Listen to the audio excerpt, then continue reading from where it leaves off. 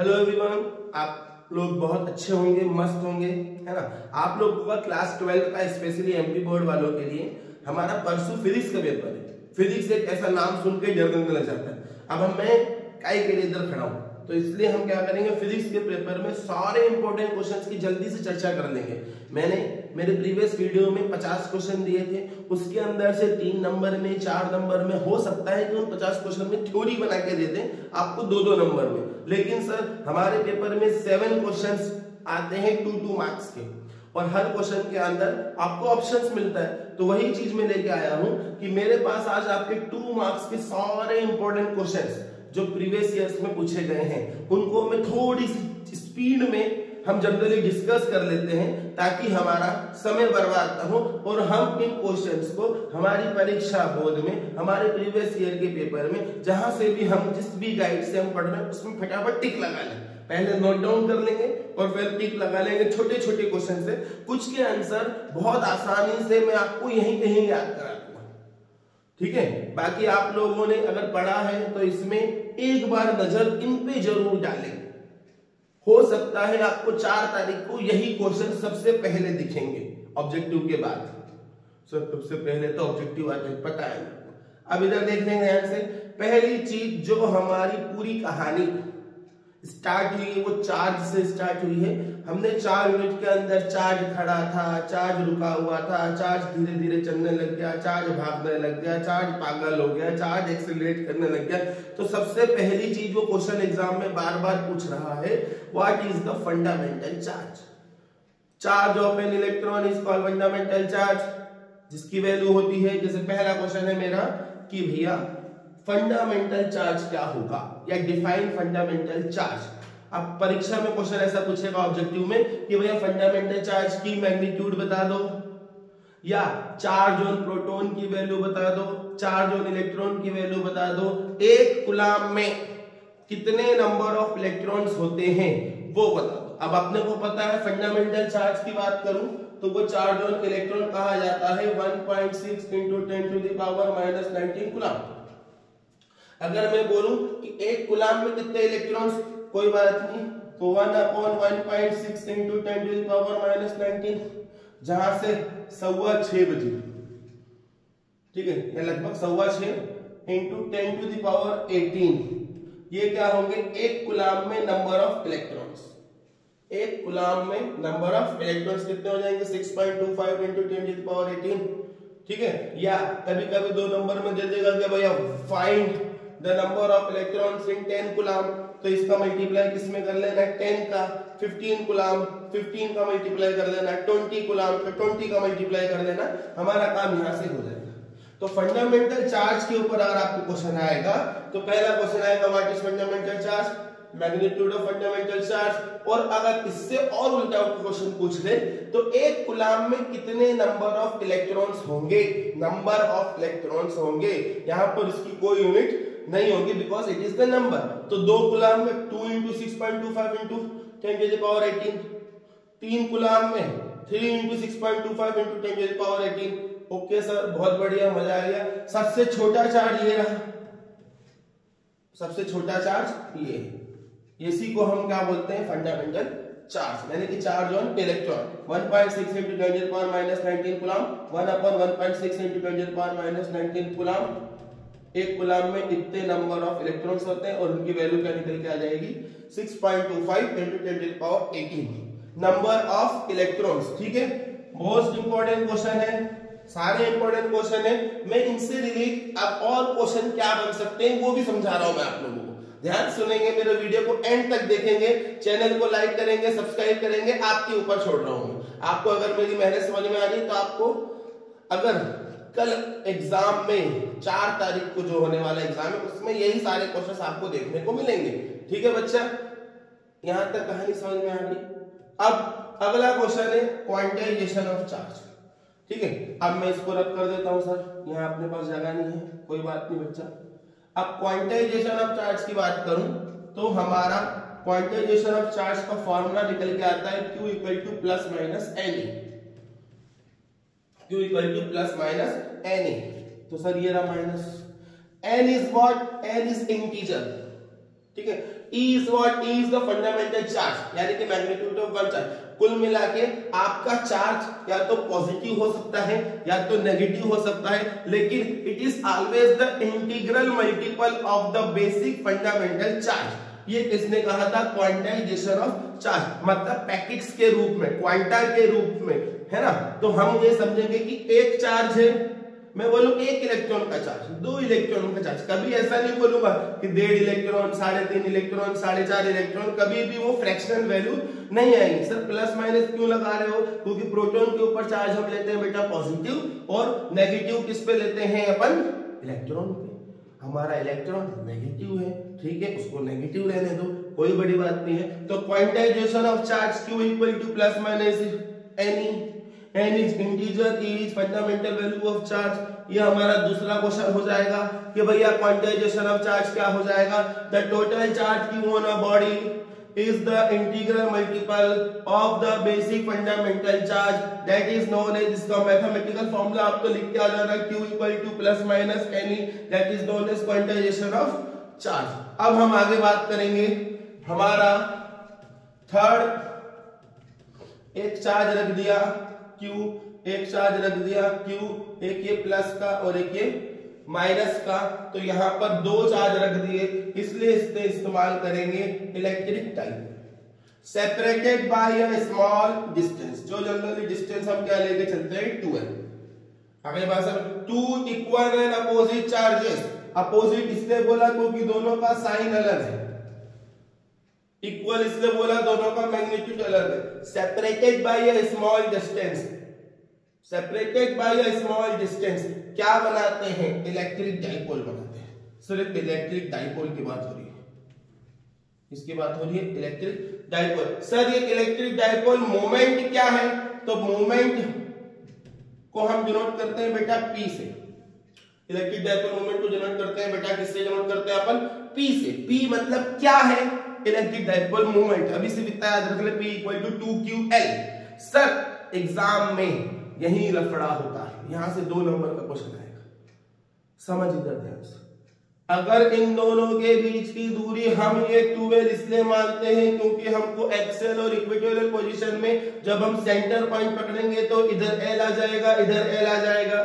लेकिन हमें क्वेश्चन में अकॉर्डिंग टू डेफिनेशन वो बोल रहा है कि भैया electric dipole it is the system of two equal and opposite charges separated by a small distance। और इस small distance पे आपका क्वेश्चन पेपर बनाने वाला गेम खेल जाएगा। वो क्वेश्चन में ऐसा लिख देगा कि भैया इन दोनों के बीच का डिस्टेंस l है, ठीक है। अगले भाषा में सर अभी इसको 2l रहने दो, अभी इसको 2l रहने दे दो। अब आपको समझाऊंगा कि क्वेश्चन में क्या बोला। ये 2l इसलिए लगा क्योंकि इधर l हो जाएगा, l हो जाएगा, हमारा एक्सियल इक्वेटोरियल पोजीशन आसानी से निकल जाएगा। लेकिन हमारा डेफिनेशन ऑफ इलेक्ट्रिक डाइपोल, अब मैं मूवमेंट की बात कर रहा हूं, तो मूवमेंट की बात कर रहा हूं तो मैग्नीट्यूड ऑफ वन चार्ज, कोई सा भी चार्ज, क्योंकि दोनों चार्ज का मैग्नीट्यूड इक्वल है, और उनके बीच का डिस्टेंस। अब मैं इन दोनों के बीच का डिस्टेंस तो क्या हो जाएगा? P equal to 2ql।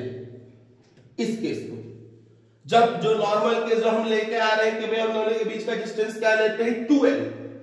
उन दोनों के बीच का डिस्टेंस क्या लेते हैं? 2l। लेकिन अगर क्वेश्चन में बोल दे कि भाई ये प्लस का है, ये माइनस का है, ये प्लस का चार्ज है, ये माइनस का चार्ज है, ये भी Q, ये भी Q, और इनके बीच का डिस्टेंस l, तो इलेक्ट्रिक डाइपोल मूवमेंट कितनी हो जाएगी?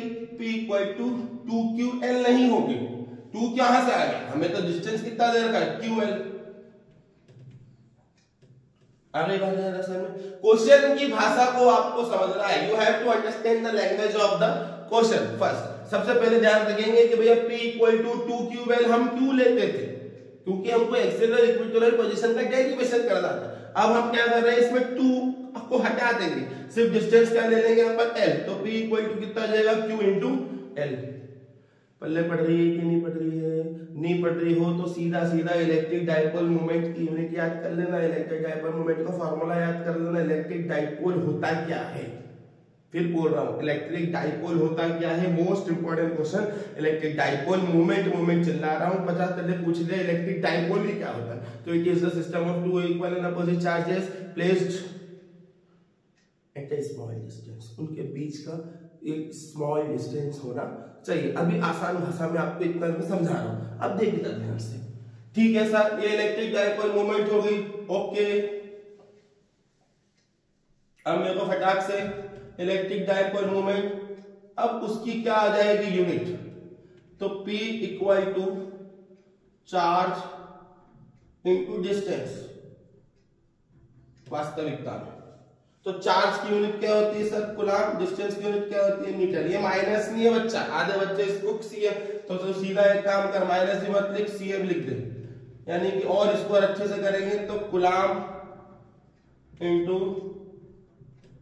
Metre, coulomb into metre. हमारी यूनिट क्या आ गई, पी की coulomb into metre. Unit of electric dipole moment क्या आ जाएगी, कूलम इंटू मीटर। अब सर डाइपोल मोमेंट की डायरेक्शन क्या होगी, आप लोग को सर्च मारना, कमेंट बॉक्स में लिखना है कि इलेक्ट्रिक डाइपोल मोमेंट की डायरेक्शन क्या होगी। फर्स्ट से गूगल देवता के पास जाना और पूछ रहा, सर इलेक्ट्रिक डाइपोल, गूगल बेटा इलेक्ट्रिक डाइपोल मोमेंट की यूनिट क्या होगी, यूनिट तो बता दी सर ने, इलेक्ट्रिक डाइपोल क्या होता है वो भी बता दिया, इलेक्ट्रिक डाइपोल मोमेंट का फॉर्मूला भी बता दिया। अब आपको सिर्फ इलेक्ट्रिक डाइपोल मोमेंट की खुद से क्या लेके आना है, डायरेक्शन।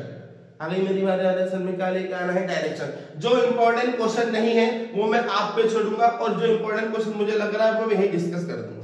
अपने पास समय कम है, अब फटाफट समझेंगे। फिर भी इलेक्ट्रिक डाइपोल मोमेंट की डायरेक्शन आप लोग एक बार देख लेना, ठीक है। अब कुछ भी खुद तो भी तो करो, सब मैं ही करा दूंगा, देखिए इधर ध्यान से। अब इसके बाद आगे आ जा, ये तारा थे सितारे बन गए। अपने को पता है two magnetic line of force never intersect each other, या two electric field lines never intersect each other. If they do so, there will be two tangents at the point of intersection, which gives the two direction of electric field या magnetic field, जो तेरे को question पूछा है, and which is not possible, so they never intersect each other. अपने कोई पढ़ा से बचपन से पढ़ते आ रहे, अगर कोई जमा समझदार है, बचपन इन द सेंस कक्षा 12वीं का बचपन, मतलब जब हमारे पास जून जुलाई आया होगा इसी लास्ट ईयर, तब हम ये पढ़ के आ रहे हैं। देखिए इधर, टू मैग्नेटिक या electric field lines never intersect each other. Most important question अगला, लॉरेंस फोर्स, बिश्नोई नहीं बोलना है ना, Lawrence force formula for moving charge.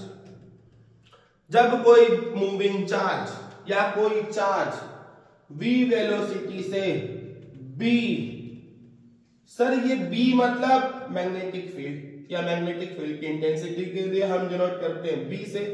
V मतलब मूविंग है, आप समझ में आ गया होगा। V मतलब क्या होता है, Q मतलब चार्ज। अब अगर ये कुछ एंगल बनाए थीटा, सर ये थीटा एंगल किससे बना रहा है, मैग्नेटिक फील्ड। मैग्नेटिक फील्ड जो बना हुआ है उसमें ये एंटर कर रहा है, तो कैसा बन रहा है, ऐसे जा रहा है, सीधा जा रहा है, ऐसे जा रहा है, तो कुछ ना कुछ वो एंगल बनाएगा। उसकी डायरेक्शन, उस मैग्नेटिक फील्ड की डायरेक्शन, मैग्नेटिक फील्ड और उसकी डायरेक्शन ऑफ मोशन के बीच का जो एंगल है उसको अपन क्या लेके चलते हैं, थीटा। तो अगर कोई एक चार्ज v वेलोसिटी से मूव करते हुए b मैग्नेटिक फील्ड इंटेंसिटी वाले किसी मैग्नेटिक फील्ड में जाता है, सर मैग्नेटिक फील्ड इंटेंसिटी को हम डिनोट करते हैं कैपिटल B से, और making an angle theta v, तो वो जो लॉरेंस फोर्स का फॉर्मूला क्या आ जाएगा, QVB, क्या आ जाएगा, QVB। तो F इक्वल टू, नॉर्मल भाषा में लिखता हूं मैं, QVB साइन थीटा। आपको ये लिखना है, पढ़े लिखे लोग इसको ऐसे लिख देते हैं Q into V cross B, क्योंकि ये क्रॉस प्रोडक्ट किस फॉर्म में खुलेगा, साइन थीटा। ये वेक्टर फॉर्म हो गया, F equal to QV cross B, ये इसका कौन सा फॉर्म हो गया, वेक्टर फॉर्म हो गया बच्चा, F equal to QVB sine theta. हमको तो ये समझ में आना चाहिए, कोई बुराई वाली बात, ठीक है। अब अपने को पता है a moving charge produces both electric field and magnetic field. आहा मजा आ गया, बहुत बढ़िया, अच्छे लगा, ठीक है। ये सुन के तो दिल गार्डन हो जाता है कि भैया a moving charge produces both electric field and magnetic field. आज के लेक्चर में से बहुत कुछ सीख के जाओगे।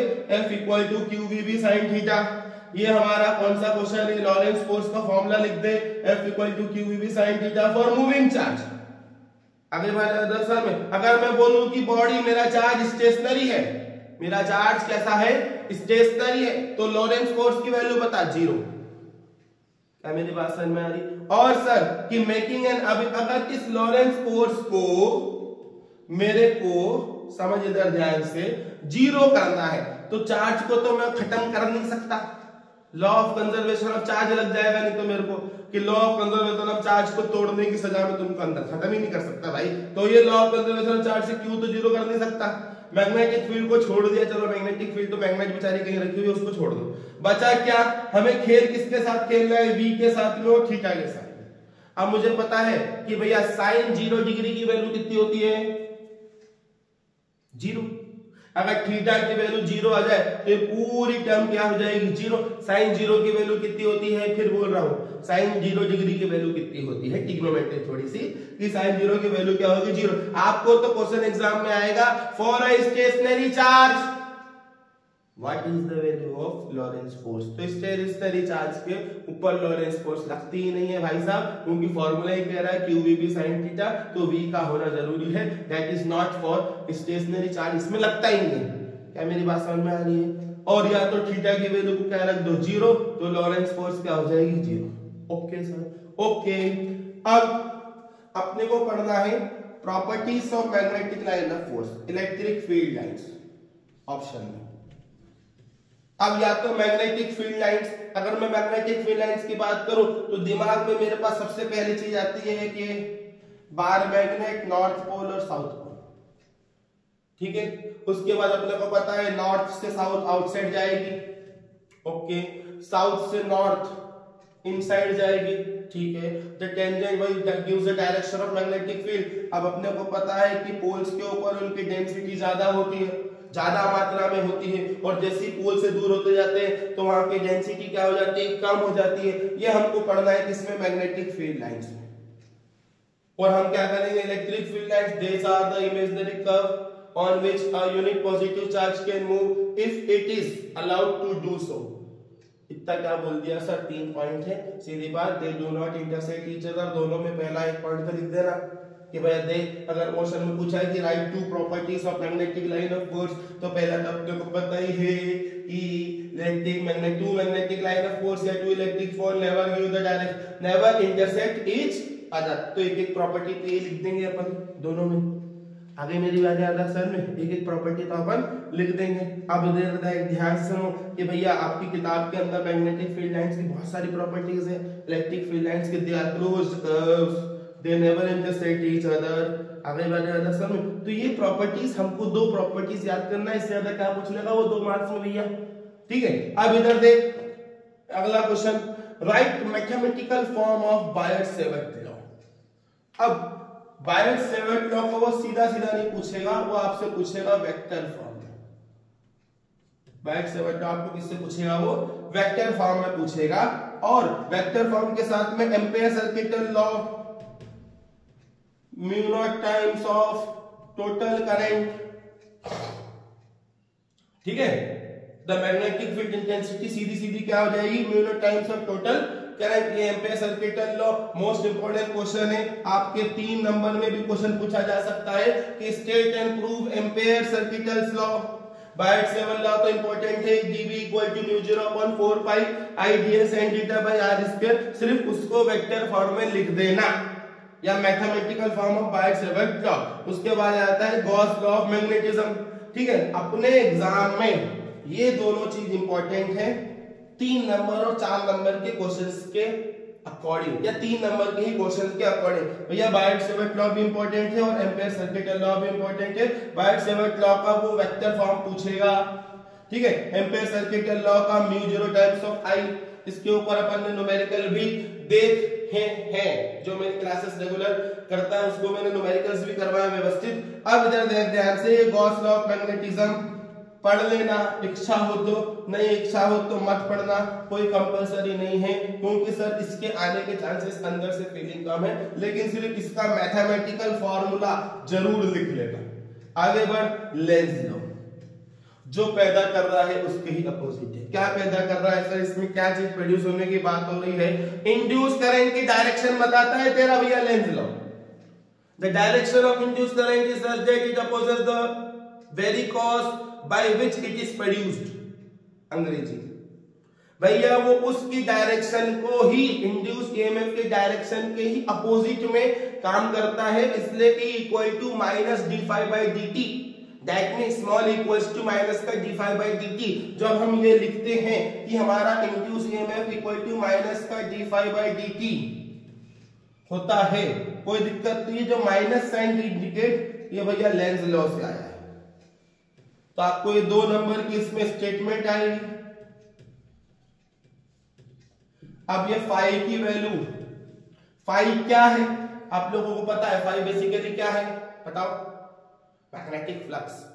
कि जब भी किसी भी कंडक्टर से जुड़े हुए मैग्नेटिक फ्लक्स में चेंज आता है तो वहां पर एक इंड्यूस ईएमएफ प्रोड्यूस होता है, और उसकी डायरेक्शन को फाइंड आउट करने के लिए हमने कौन सा लॉ पढ़ा है, जिसको हम पढ़ते हैं लेंज लॉ।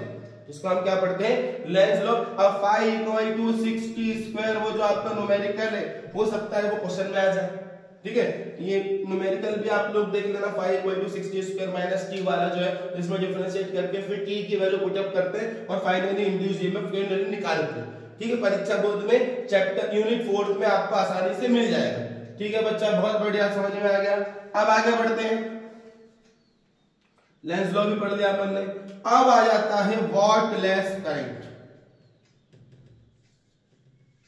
वॉटलेस करंट, इसको पढ़ने से पहले P average equals to VRMS into IRMS into cos phi.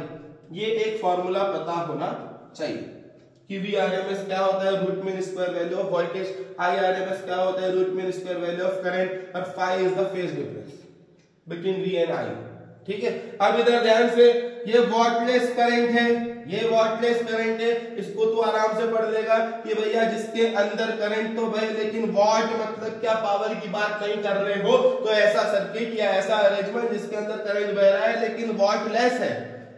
अगली बात है सर में, ठीक है। लेस मतलब कम, ऐसा समझ ले, वाट है ही नहीं। तो वाट मतलब किसकी यूनिट होती है सर? पावर की यूनिट होती है। बहुत बढ़िया, ठीक है बच्चा, देखो सब कुछ पता है। तो 10वीं से कक्षा 10वीं से और जिंदगी का एक ही नियम है कि जिसके पास पावर आ जाता है वो सबकी वाट लगा देता है ना। जिसके पास पावर आ जाता है वो सबकी क्या लगा देता है? वाट लगा देता है। मेरी बात ध्यान से सुन ले, ये वॉटलेस करंट को डिफाइन करने के लिए शायद ही आए, लेकिन फिर भी मैंने लिख दिया, पढ़ना पड़ेगा तेरे को 2 नंबर के हिसाब से, ठीक है। तो P average equal to VRMS into IRMS into cos phi, इसका नॉलेज होना चाहिए। या अगर मैं इसके और में सर क्या क्वेश्चन आ सकता है, वॉटलेस करंट अगर नहीं आया, अपने को पता है V equal to V naught sine omega t और I equal to I naught sine omega t। Okay sir, omega क्या है? Angular frequency. ओमेगा क्या है? Angular frequency. ओमेगा क्या है? Angular frequency. अब इधर देख, V नॉट और I नॉट से लेना देना है, और उसके बाद पता है कि VRMS, आई बात सर में, VRMS और इस V नॉट के बीच का रिलेशन, IRMS और इस I नॉट के बीच का रिलेशन, कोई दिक्कत, ठीक है। तो VRMS बेसिकली क्या होता है? V नॉट बाई रूट 2, ठीक है। और IRMS क्या हो जाएगा? I naught by root 2।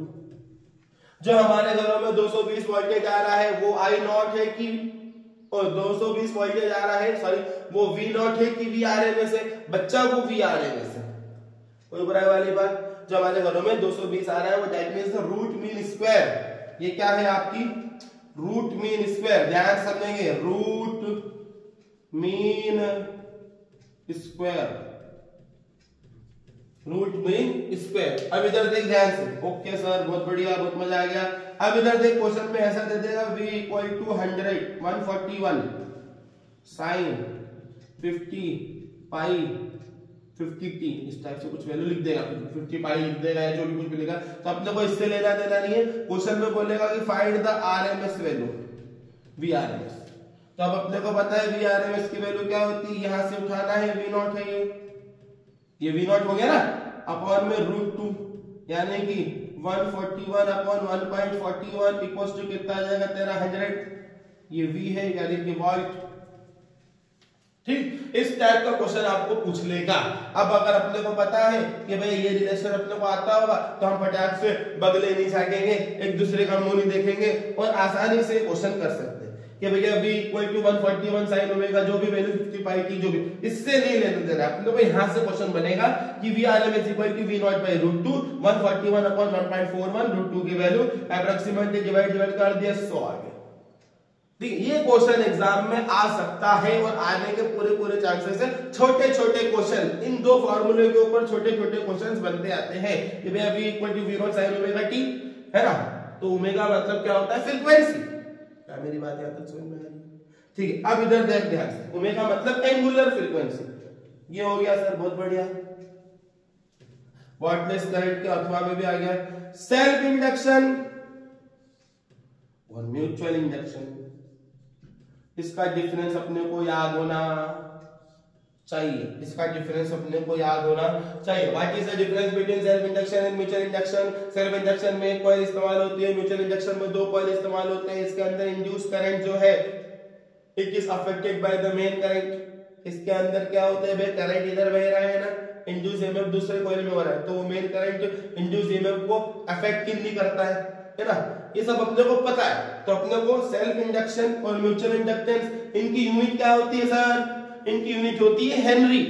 Self inductance की यूनिट क्या होती है? हेनरी। या यूनिट ऑफ सेल्फ इंडक्शन पूछ ले, सेल्फ इंडक्टेंस पूछ ले, तो आपको हेनरी याद रखना है। ठीक है, अब देखिए यहां से डिफाइन सेल्फ इंडक्टेंस और म्यूचुअल इंडक्टेंस। अब आगे बात करें हम, a capacitor stop DC wire. तो capacitor is a device which is used to store the charge, ऐसा सिंपल भाषा में। ठीक है, और हम चार्ज की बात अगर करें, ठीक है, तो आपको एक क्वेश्चन नेक्स्ट से आप आसानी से निकाल सकते हो कि भैया कि अब कैपेसिटर स्टॉप्स डीसी वायर।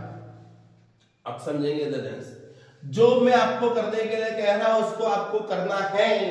ठीक है, अब इधर आ जाए 39 37 तो आखिरी कहानी पे इधर आ जाए कि भैया why AC is more dangerous than DC of same voltage? क्योंकि उसमें √2 का फैक्टर ज्यादा लग जाता है। ठीक है, आसान बात, इसको आप पढ़ोगे, 2 लाइन का इनका आंसर है, आप आसानी से निकाल सकते हो। अब मोस्ट इंपॉर्टेंट 13 नंबर का जो क्वेश्चन है, रिएक्टेंस क्या वाला है, कैपेसिटिव रिएक्टेंस क्या वाला है, इंडक्टिव रिएक्टेंस क्या वाला है और इंपेडेंस क्या वाला है। स्टार बनाना है इस पे भी स्टार बनाना है ना सर। ये आंसर आपने बताया नहीं, आपको देखना है। ठीक है, बहुत आसानी से आपको मिल जाएगा। अब इधर इसको देख ले ध्यान से, जो समझा रहे जैसा वही समझा रहा हूं। डिफाइन रिएक्टेंस, अभी तो सर अपन ने रेजिस्टेंस पढ़ा है। हाँ ठीक है, सिर्फ नाम चेंज कर दिया। रेजिस्टेंस मतलब किसी तार का वगैरह। जब हम पर्टिकुलर हम क्या पढ़ते हैं, कैपेसिटर पढ़ेंगे या हम पढ़ेंगे इंडक्टर पढ़ेंगे। इंडक्टर को हम डिनोट करते हैं किससे? L से डिनोट करते हैं। कैपेसिटर को डिनोट करते हैं C से डिनोट करते हैं। तो उसके रेजिस्टेंस के लिए एक नया नाम दे दिया, ऐसा समझ जाओ। तो नया नाम सर क्या दिया? रिएक्टेंस। अगर कैपेसिटेंस की बात करूं तो कैपेसिटिव रिएक्टेंस मतलब कैपेसिटर का रेजिस्टेंस ही है, उसको नाम क्या दे दिया? रिएक्टेंस। अगली बात तो इंडक्टिव मतलब इंडक्टर का, यानी कि कैपेसिटिव मतलब सर वो C जो से डिनोट करते हैं कैपेसिटिव को। कोई बुराई वाली बात? कैपेसिटिव मतलब कैपेसिटर का रेजिस्टेंस, इसलिए उसको नया नाम दिया कैपेसिटिव रिएक्टेंस। उसको डिनोट करते हैं XC से। ठीक है, और इंडक्टिव रिएक्टेंस यानी कि XL से। L क्या होता है? अपन इंडक्टर, अपन ने पढ़ा LC सर्किट पढ़ा है कि नहीं पढ़ा? नाम तो सुना होगा। चलिए जरा देख दे ध्यान से। C for capacitor, X for उसके रेजिस्टेंस, उसको नया नाम दे दिया रिएक्टेंस। अब अगर किसी सर्किट के अंदर L भी लगा हो, C भी लगा हो, मतलब वहां पर कैपेसिटिव रिएक्टेंस भी काम करेगा, इंडक्टिव रिएक्टेंस भी काम करेगा। और अगर एक रेजिस्टेंस की कॉइल रेजिस्टेंस ही लगा दिया ऐसा कुपच वाला, ठीक है, तो जब इनका ओवरऑल रेजिस्टेंस जो निकल के आता है उसको अपन बोलते हैं इंपीडेंस, और जिसको हम डिनोट करते हैं बच्चा Z से, है ना। ये सारी चीजें जब आप एनसीआर सर्किट पढ़ोगे तो बहुत आसानी से समझ में आ जाएगी। ठीक है, देख ध्यान से, ये इंपीडेंस को डिनोट करते हैं किससे? Z। ये भी रेजिस्टेंस है, पर नाम क्या दिया रिएक्टेंस, क्योंकि कैपेसिटेंस कैपेसिटिव रिएक्टेंस मतलब कैपेसिटर का रेजिस्टेंस है, इंडक्टिव रिएक्टेंस मतलब इंडक्टर का रेजिस्टेंस है, नाम अलग किया। फिर अगर सर्किट में एल भी लगा दूं, सी भी लगा दूं, आर भी लगा दूं तो पूरे सर्किट का जो ओवरऑल रेजिस्टेंस आएगा उसको नाम दिया है अपन ने इंपेडेंस, जिसको हम डिनोट करते हैं जेड से। क्या मेरी बात समझ में? इसको लिखेंगे कैसे, आसानी से आपको मिल जाएगा, आप आराम से लिख सकते हैं। आगे बढ़ेंगे, discoverer, two uses and two properties of each electromagnetic spectrum of wave of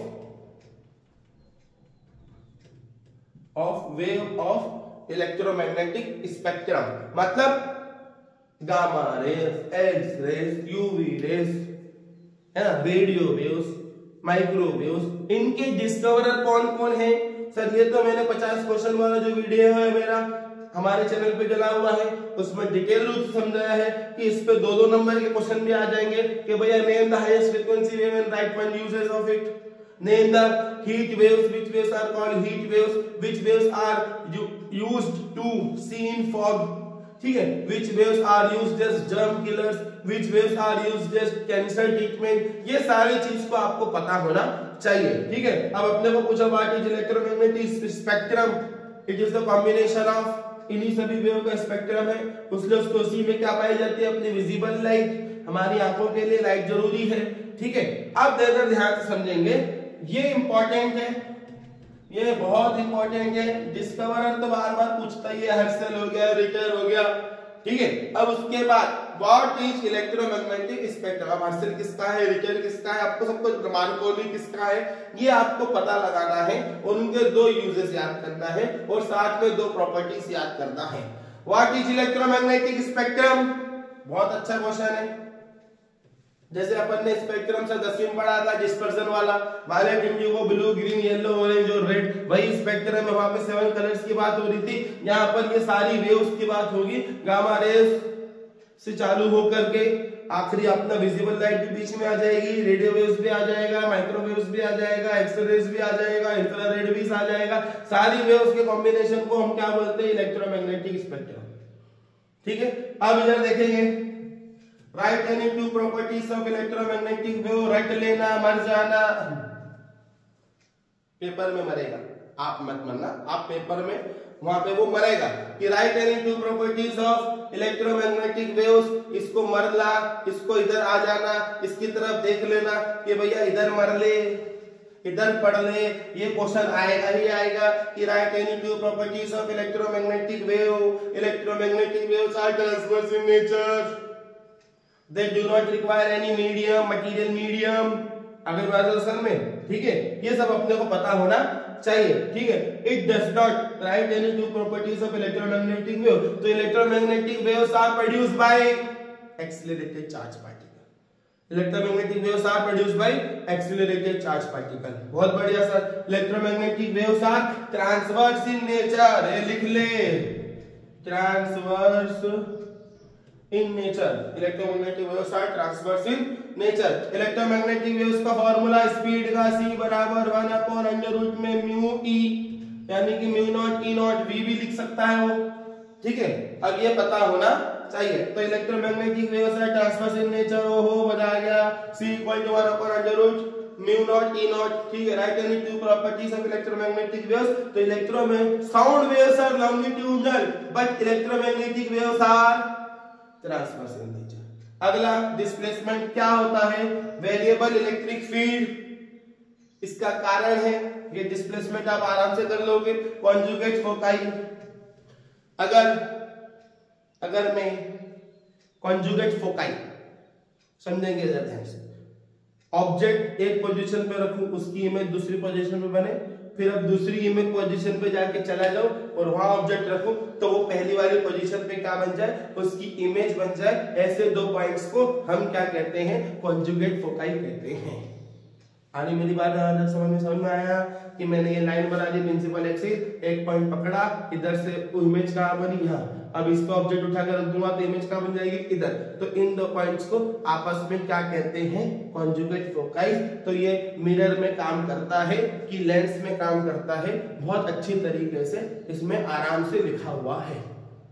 ठीक है सर, मैं परीक्षा बोर्ड इसलिए कह रहा हूं कि तेरे को मिल जाएगा फटाफट कि भैया कॉन्जुगेट टोकाई होता है क्या, 2 लाइन का डेफिनेशन है, याद कर लेना, समझा दिया मैंने। ठीक है, अब इधर देख ध्यान से अगला कि when total internal reflection happens, it happens only in physics. ठीक है, it happens only in physics. तो when total internal reflection, total internal reflection कब होगा, यानी कि सीधा सीधा आपसे क्वेश्चन पूछ रहा है घुमा के कि भैया, जो क्वेश्चन सीधा कहता है write two condition of total internal reflection. पहली कंडीशन, रेज डेंसर से रेयर मीडियम में जाना चाहिए। दूसरी कंडीशन कि भैया जो क्रिटिकल एंगल से ज्यादा एंगल होना चाहिए। आगे मेरी वाले अंडरस्टैंड में, the angle of incidence is more, it should be greater than the angle of the critical angle. Sir critical angle क्या है? The value of incident angle for which the angle of refraction becomes 90 degree is called critical angle. ठीक है, अगर मैं ध्यान से समझूं कि when total internal reflection happen, और साथ में वो पूछेगा आपसे क्रिटिकल एंगल होता क्या है, जिसको हम डिनोट करते हैं आई से। तो पहली चीज ये समझ में आई कि angle of incidence is greater then IC, यानी कि angle of incidence is greater then IC.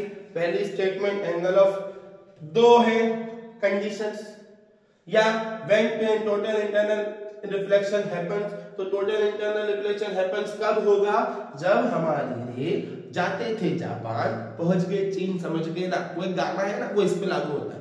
हम करवा क्या रहे थे, रिफ्रैक्शन, लेकिन हो क्या गया, रिफ्लेक्शन। ठीक है, हम डेंसर से रेयर मीडियम में जा रहे थे, अब अपने को पता है, समझ दे ध्यान से, देखो जगह कहाँ है, जगह कहाँ है, जगह कहाँ है, जगह कहाँ है, इधर देखो, तेरे जा रही है, ये ऐसे जाएगी तो ऐसे जाएगी, अवे फ्रॉम द नॉर्मल।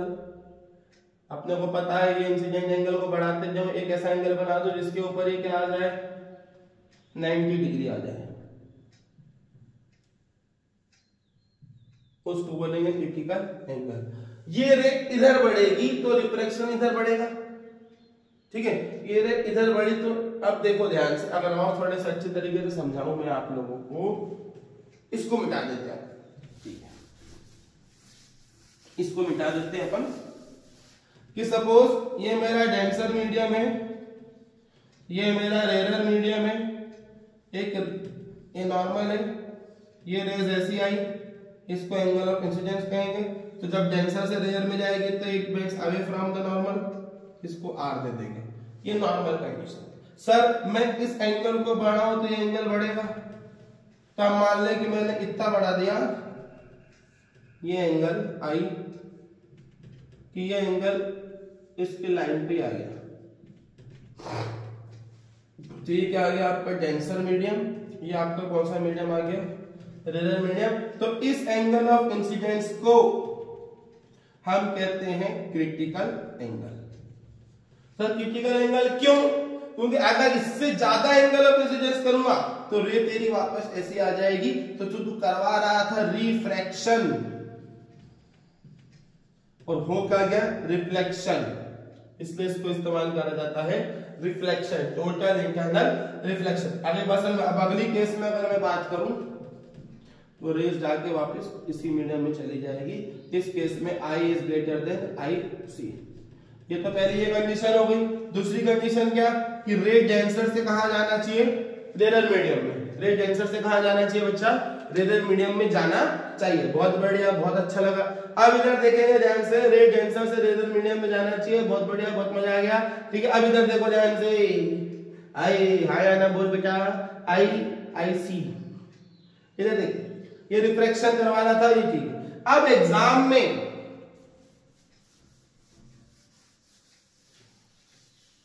इस टोटल इंटरनल रिफ्लेक्शन में क्रिटिकल एंगल बता दिया, एक रिलेशन निकल के आता है म्यू इक्वल टू 1/sin आई सी। रख ले इसको। म्यू क्या होता है, रिफ्रैक्टिव इंडेक्स, आईसी क्या होता है, क्रिटिकल एंगल। कोई बुराई वाली बात? ठीक है, अब इधर देखेंगे, इधर ध्यान से, अब हमें एग्जाम में एक वैल्यू दे देगा और दूसरी वैल्यू निकालने के लिए बोलेगा। एक वैल्यू दे देगा और दूसरी वैल्यू निकालने के लिए आपको आसानी से बोलेगा, कोई दिक्कत आता? ठीक है, अब इधर ध्यान दें। अब अपने को क्रिटिकल एंगल निकालना है, क्रिटिकल एंगल निकालना है, ठीक है। अपने को क्या निकालना है, क्रिटिकल एंगल निकालना है। अब देखेंगे तो ध्यान से कि भैया म्यू की वैल्यू √2 दे दी और आईसी की वैल्यू निकालो, तो अब अपने को पता है म्यू की वैल्यू √2 दे दी तो 1/sin आईसी और sin आईसी इक्वल टू 1/√2, तो IC equals to sin inverse of 1/√2, ठीक है। ये फॉर्मूला होता है, ठीक है, ये रिलेशन है टोटल इंटरनल रिफ्लेक्शन का, ये रिलेशन आपको फाइंड आउट करना है, 3 नंबर का डेरिवेशन में आता है।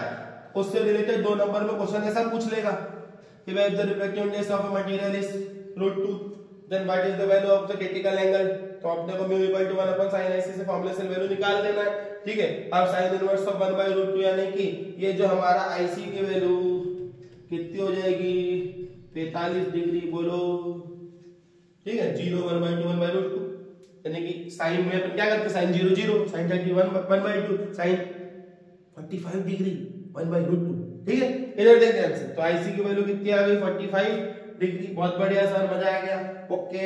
तो sin आईसी की value 1/√2, IC equal to sin inverse of 1/√2। अब इधर ध्यान से देखेंगे कि आईसी की वैल्यू 45 डिग्री हो गई है, ठीक है, मजा आ गया। अब इधर देख ध्यान से, when total internal reflection happen बता देगा, क्रिटिकल एंगल बता देगा, it is the at value of the angle of incidence for which the angle of reflection becomes 90 degree when a ray is going from denser medium to rare medium, ठीक है। अब अपने को पता है denser medium में जाते ही speed क्या हो जाती है, कम हो जाती है, और रेयर मीडियम में जाते ही स्पीड क्या हो जाती है, बढ़ जाती है। तो वो क्या करेगा, नॉर्मल की तरफ से भागेगा दूर, और डेंसर में आई बार ये डेंसर में ऐसे जाया और डेंसर में आ गया तो टुवर्ड्स द नॉर्मल, रेयर में अवे फ्रॉम द नॉर्मल, आगे बात में, तो डेंसर में स्पीड कम हो जाती है और रेयर के अंदर स्पीड बढ़ जाती है। स्पीड बढ़ गई तो away from the normal, speed कम हो गई टुवर्ड्स द नॉर्मल, ठीक है। ये आपने रिफ्रैक्शन में पढ़ा होगा, इसमें पढ़ा होगा रिफ्रैक्शन, ओके सर, मजा आ गया। अब आगे आ जाओ, on what factor does the refractive index depends, ये रिफ्रैक्टिव इंडेक्स बहुत इंपॉर्टेंट क्वेश्चन है, म्यू। अब ये रिफ्रैक्टिव इंडेक्स किस पर डिपेंड करेगा, पहली बात तो मीडियम पे डिपेंड करेगा, प्रॉपर्टी ऑफ मीडियम है ये रिफ्रैक्टिव इंडेक्स, कि भैया उस मीडियम में स्पीड ऑफ लाइट किस फैक्टर्स पे डिपेंड करती है, ठीक है। तो अपने को on what factors the refractive index of material depend. अब अपने को पता है कि कोई सा भी न्यूमेरिकल आ जाए और is made up of glass वा लिख दे तो आप कैलकुलेशन वैल्यू पुटअप कर देना। मैं ऐसा इसलिए कह रहा हूं क्योंकि लेंस मेकर फार्मूला में म्यू की वैल्यू 1.5 आती है, वही बच्चों को निकालती नहीं आती। यहाँ पे 1/μ equal to 1/f equal to mu minus 1, bracket में 1/r1 माइनस 1/r2। ये जो लेंस मेकर फार्मूला है 6th यूनिट में, मतलब सॉरी जो हमारा लाइट वाला पार्ट है उसके अंदर है ना, 6th यूनिट है, उसके अंदर हम अच्छे से इस पे न्यूमेरिकल के बारे में भी चर्चा करेंगे। अगला जो मेरा, आप लोग इन क्वेश्चनों को आज 2 मार्च के दोपहर तक आराम से निपटा सकते हो। शाम को मैं न्यूमेरिकल के साथ में वीडियो लेके आऊंगा और 50 क्वेश्चन वो दे ही दिए हैं, साथ में उन न्यूमेरिकल्स को मैं सॉल्व कराते जाऊंगा। 15 से 20 न्यूमेरिकल रहेंगे, आप वो करके चले जाना, पेपर में आएंगे, पेपर में दिखेंगे आपको वो न्यूमेरिकल्स, ठीक है। अब इधर ध्यान से समझेंगे, ओके। रिफ्रैक्टिव इंडेक्स समझ में आ गया। अब what is the angle of minimum deviation. अब ये रिफ्रैक्टिव इंडेक्स इंपॉर्टेंट क्वेश्चन है, 100% refractive index of material of prism में equal to sin a plus lambda/2 और sin a/2, इस पे डेरिवेशन या इस पे न्यूमेरिकल आएगा और वहां पर डेल m जो एंगल ऑफ मिनिमम डेविएशन होता क्या है उसको भी हम इस पॉइंट में पढ़ेंगे कि what is the angle of minimum deviation.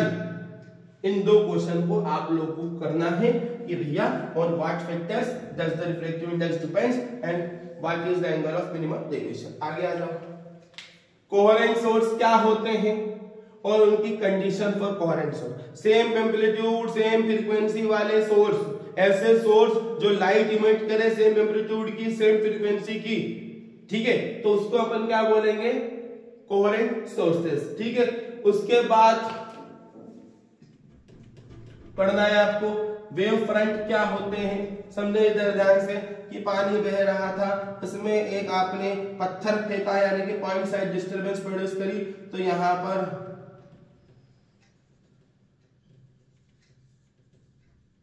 It is that part, ये जो पूरा चीज बन रही है इस चीज को आसान भाषा में अपन क्या बोलेंगे, वेव फ्रंट। यानी किसी मीडियम के अंदर अगर आप डिस्टरबेंस प्रोड्यूस करते हो किसी भी सोर्स से, ये भी एक पानी भी एक मीडियम है। Huygens principle of secondary wavelengths में पानी का एग्जांपल से समझाया था मैंने आपको, ठीक है। तो आप किसी भी मीडियम में अगर सोर्स ऑफ डिस्टरबेंस का साइज क्या है उस पर डिपेंड करके आपको अलग अलग क्या मिलेंगे, वेव फ्रंट मिलेंगे। तो स्फेरिकल वेव फ्रंट आपको डिफाइन करना है कि मेरा अगर ऑब्जेक्ट अगर पॉइंट साइज है तो एक स्फेरिकल वेव फ्रंट बन रहे हैं। वेव फ्रंट मतलब अभी आप समझ लो डिस्टरबेंस, अगर किसी मीडियम में डिस्टरबेंस प्रोड्यूस करेंगे तो वहां के पार्टिकल्स क्या करेंगे, वाइब्रेट होने लग जाएंगे और वो एक स्ट्रक्चर प्रोड्यूस करेंगे कि जिसके अंदर वहां के पार्टिकल सिर्फ सेम फेस में वाइब्रेट करें, उसको अपन क्या बोलेंगे, वेव फ्रंट। ओके, आगे आता है interference of light, most important उसकी कंडीशन। इंटरफेरेंस ऑफ लाइट की condition, the two sources must be coherent, पहली चीज तो याद होना चाहिए। इंटरफेरेंस मतलब दो रेज निकल रही है आपस में सुपर इंपोज हो रही है, उसको अपन क्या बोलेंगे, इंटरफेरेंस बोलेंगे। उसकी दो कंडीशन आपको पता होना चाहिए। तो पहली कंडीशन होना चाहिए कि भैया जिस रेज निकल रही है वो सारे दोनों आपस में कैसे होना चाहिए, कोहेरेंट सोर्स होना चाहिए। डिफ्रैक्शन आपको पता है, इसको अपने को क्या करना है सर, डिफाइन करना है। इंटरफेरेंस ऑफ लाइट की कंडीशन पता होना चाहिए, दो कंडीशन पता होना चाहिए, ठीक है। अब अभी मैं यहाँ पर एक क्वेश्चन, दो क्वेश्चन जो आखिरी में छूट जाएंगे वो भी बता दूंगा। इंटरफेरेंस ऑफ लाइट की कंडीशन पता होना चाहिए, डिफ्रैक्शन ऑफ लाइट को डिफाइन करता होना चाहिए। अब why wave nature is not observed in daily life, तो अपने को पता है डेल की वैल्यू क्या होती है, h/mv।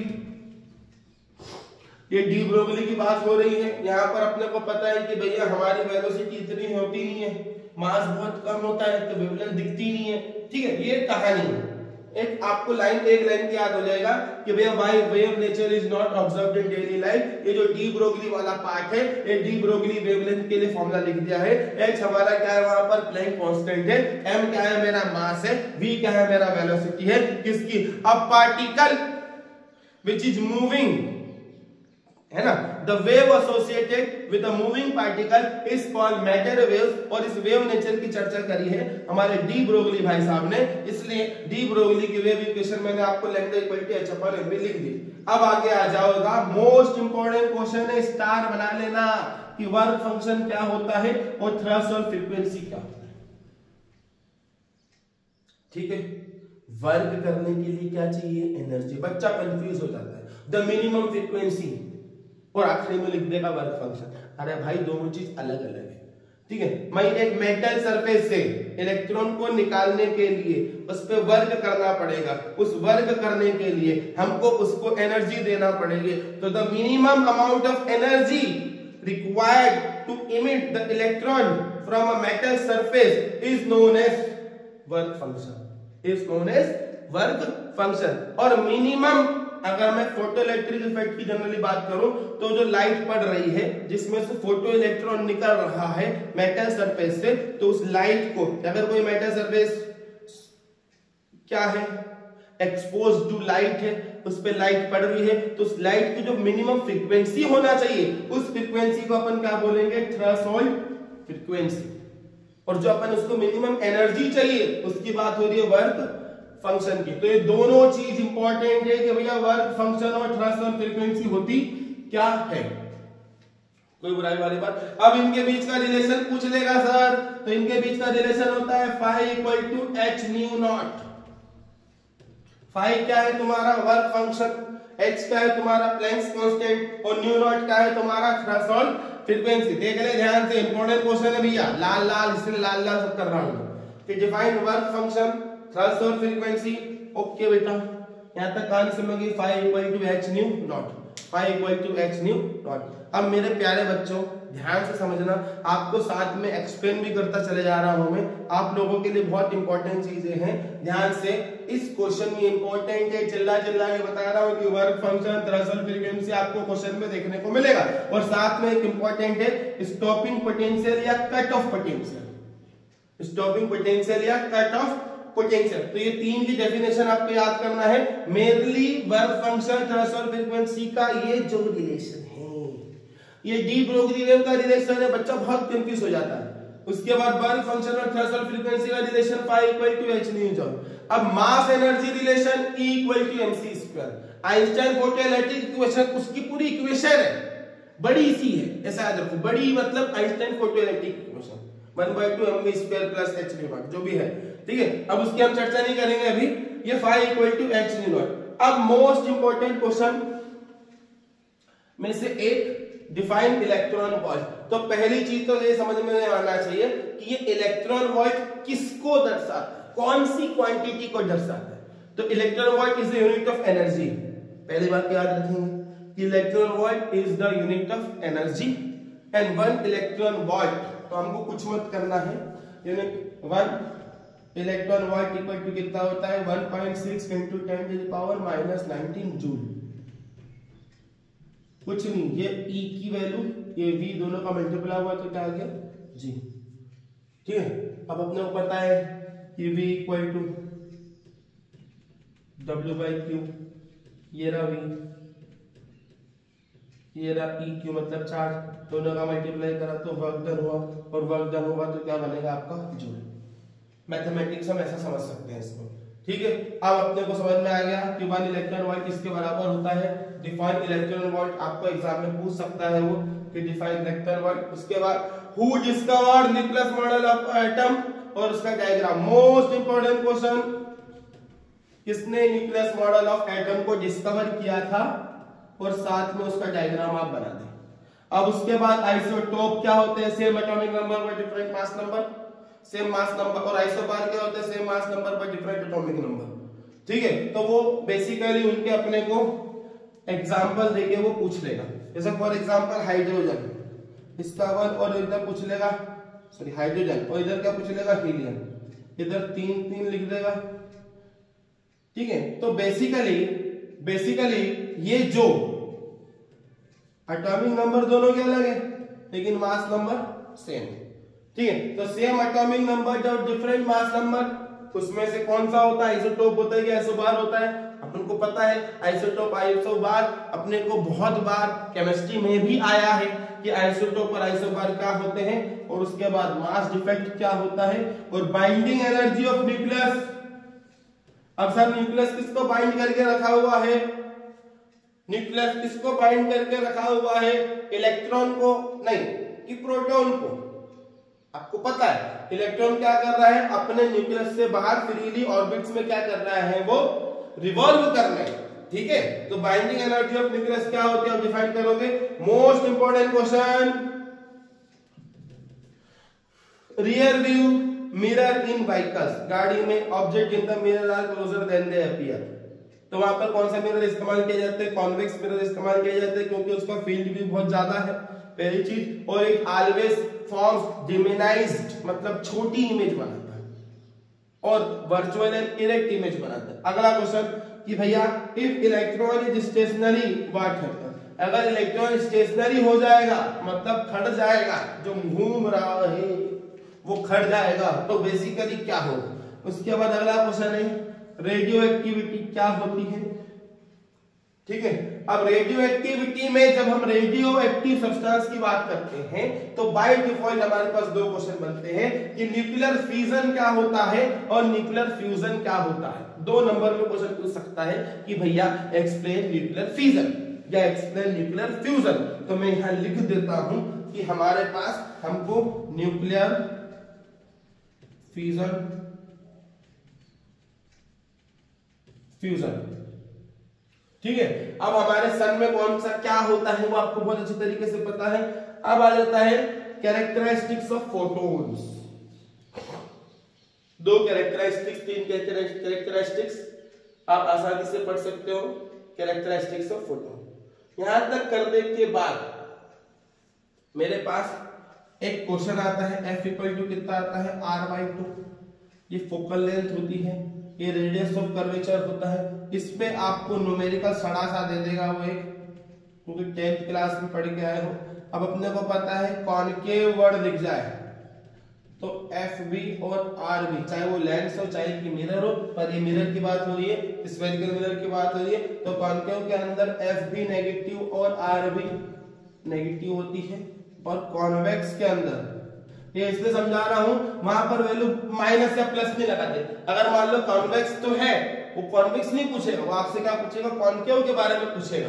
तो कॉनकेव के बारे में पूछने के लिए आपको वहां पे माइनस लगाना पड़ेगा, ठीक है। जैसे फॉर एग्जांपल कॉन्वेक्स में भी f क्या रहेगी पॉजिटिव और r क्या रहेगा पॉजिटिव, चाहे लेंस हो चाहे मिरर हो। ये रामबाण इलाज आपको याद रखना है कि कॉनकेव लेंस है या मिरर है, उसकी फोकल लेंथ नेगेटिव रहेगी और रेडियस ऑफ कर्वेचर भी क्या रहेगा, नेगेटिव रहेगा। अब इधर ध्यान से देखेंगे।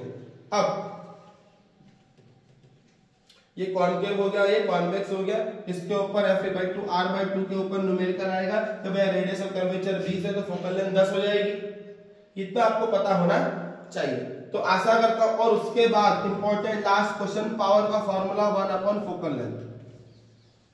पावर का फॉर्मूला 1 फोकल लेंथ होता है, ठीक है। अब और पावर का फॉर्मूला 100 फोकल या डिफाइंड पावर, तो it is a reciprocal of the focal length of lens, ठीक है। अब कन्वर्जिंग लेंस कौन सा होगा आपका, देखेंगे इधर ध्यान से। और डाइवर्जिंग लेंस कौन सा होगा, इसको आपको पता है, बताना पड़ेगा। कन्वर्जिंग लेंस मतलब जो रेस को कन्वर्ज कर दे, तो हमारा कॉन्वेक्स लेंस। डाइवर्जिंग लेंस हमारा कौन सा रहेगा, कॉनकेव लेंस। ये अपने को पता होना चाहिए। तो कॉन्वेक्स बोल रहा हूं तो फोकल लेंथ पॉजिटिव, यानी कि पावर ऑफ लेंस भी क्या हो जाएगी, पॉजिटिव।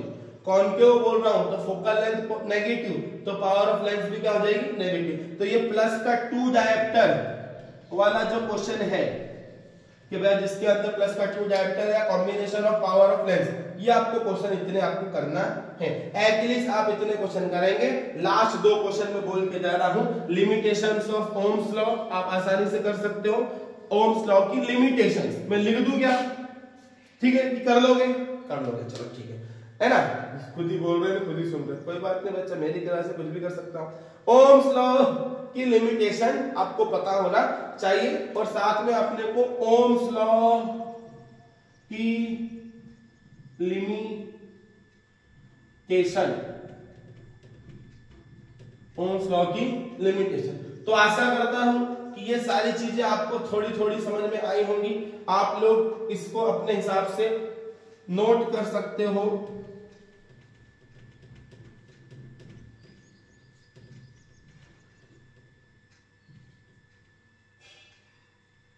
ठीक है बच्चों, तो ये इलेक्ट्रिक फील्ड लाइन्स है। यहां पर इलेक्ट्रिक फील्ड लाइन। तो ये आशा करता हूं इसके साथ में जो आज अपने लेक्चर सुना है, अगर ये इसमें रिलेटेड ऑब्जेक्टिव भी आएंगे तो आप कर सकते हो। ऑब्जेक्टिव का वीडियो बहुत जल्दी आज अपलोड हो जाएगा। उससे पहले मैंने 2 नंबर के क्वेश्चन आप लोगों के लिए निकाल के रख दिए हैं। इतने इंपॉर्टेंट क्वेश्चंस आपको मैंने करवाए हैं। आगे आपकी किस्मत, मेरी मेहनत ऊपर वाला अपनी सुनेगा, ठीक है। All the best. इसको पढ़े आप पहले ध्यान से, है ना। तब तक के लिए अपनी पढ़ाई पे ध्यान दें। मिलते हैं अगले लेक्चर में। चैनल को लाइक शेयर और सब्सक्राइब जरूर करें, ठीक है। बाय।